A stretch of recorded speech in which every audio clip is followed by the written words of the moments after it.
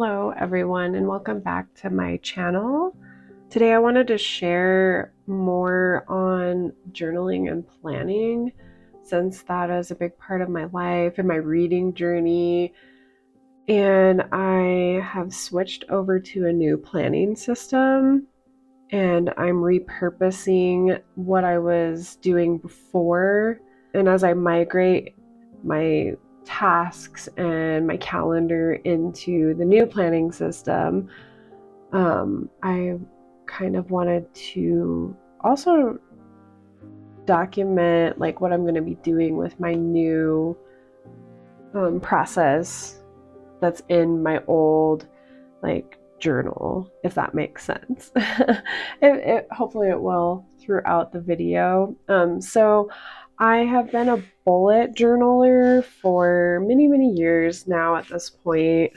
I've filled a lot of A5 journals with tasks. I've tried many different ways that from just like the standard bullet journal method, just doing the very like minimalistic basic task list, all the way to like making artful spreads. And I've just kind of mixed and matched the way that it's laid out and then, the rules of the bullet journal system and then like the breaking of those rules. It's always worked for me. Bullet journaling and just having like an analog way of documenting my life or writing down my tasks has always worked for me. I've been keeping a planner of some sort since middle school, high school, and it just keeps me functional. I can get really busy and things can get chaotic, but if I write it down, I usually always remember that I have to do it. I've been doing bullet journal for many years, and I kind of it's not that I've lost interest in it or that it's not working for me anymore. It's just serving a different function in my planning and organization and all of that. And so I kind of thought it would be cool to share with you what I was doing, what I'm going to be doing now with that, and then also how I am splitting out my tasks and my day-to-day stuff, my calendars and all of that into the new hobonichi, new to me, I should say, hobonichi techo. And I'm not giving up this, of course, because as you can see, there's a lot of space. There's a lot of things in here that I use regularly, and I'll tell you more about that in a minute.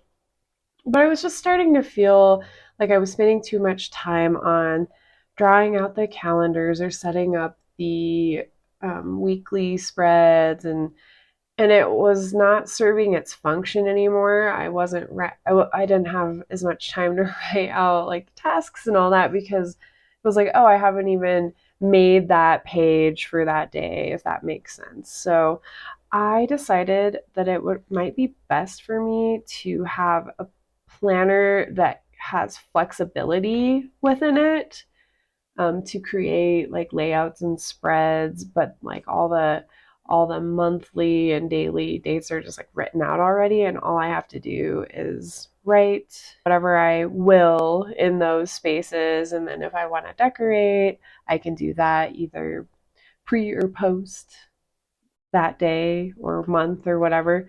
I think what works best for me is just a combination right now, and this could change next year. Planning and journaling and organizing, you learn new methods and you try them out, and like maybe something works better than the way you've been doing it and maybe not. Since this is part of like my daily life and all the things that I need to get done, I have to use what works best for me, right? And I have to be willing to change. If something's frustrating me, I should find a change, right? So far, and I don't have anything super private in these, like my day job, I do handle sensitive information. So I don't tend to write anything work related in my planner because I keep everything we use like Outlook I keep all my tasks for work, just information and procedure stuff digital because obviously they have all the protections that keep that info private and encrypted and protected. So there's no point in me writing down any notes in any of my journals. These are purely like functional, and it's probably stuff that you like also do or like want to do, or maybe you want an example of like how to plan, for instance, like house maintenance or housework or chores. Like I'm always like looking for more efficient ways to make sure I'm getting everything done without like spending all of my free time doing those things. So for me, like writing it out in a journal spread is optimal. Here's my home care and cleaning, and like that's really personal to me and my house and like my pets and my just some of like the funny inside jokes that me and my husband have to like talk about our like lives together. I like having spreads like this available to me when I'm, we work so many hours a week that when you are like, I have like downtime and I should do a chore, but I don't really know what to do. I can just come to this page and be like, oh yeah, I haven't cleaned the fridge this week or this month. I'm going to continue to use this bullet journal and like this particular book for things like that, kind of like a master book of my life and like things I need to do, because it's so tedious every time I get a new bullet journal, which it's only like once a year, but I feel like, oh, I have to either keep that one out to access those pages or I have to rewrite that in my new one. And it's just tedious. I'm getting tired of that every year. And so I just kind of wanted a master book. So it started off as like a planner, obviously, an example of just a basic future log to log like random events, concerts, birthdays. I went through like an intense treatment, so I have to do like monthly blood work and all these appointments for my health. So it's just like easier to have like one place where I can write them down. And if I need to like prove that I did that, I like wrote it down and I can go look at that date. And I like to keep track of moon phases, and like sometimes it's nice to have just like one page to look at all that stuff. Period tracker, reading stuff, home care, cleaning, any creative projects I'm doing. I tend to write in pencil sometimes if I'm not sure, like if it's like a thing I'm actually going to do. And that way I'm not wasting space with something that's like, oh no, never mind. I'm not going to like do that project after all. Some goals and like, I don't know. I haven't filled these pages like fully out because it's supposed to be like stuff I can write in for like the whole year, not just, oh, make New Year's resolutions and whatnot. And then my months. But yeah, as you can see, I just was drawing them out and it's really fun and pretty, but then I don't know. I just don't write it out. Maybe I don't like the layouts. I have no idea like what my deal is. So I just decided like maybe I should have a planner, like planner without it being like the shitty planners or the planners that I just like don't like. But hobonichi looks really fun, and I have started. I have worked in it since it's an April start. I've worked with it for the last week and I'm liking it so far. So I will share with you some things that I'm doing in there, and yeah.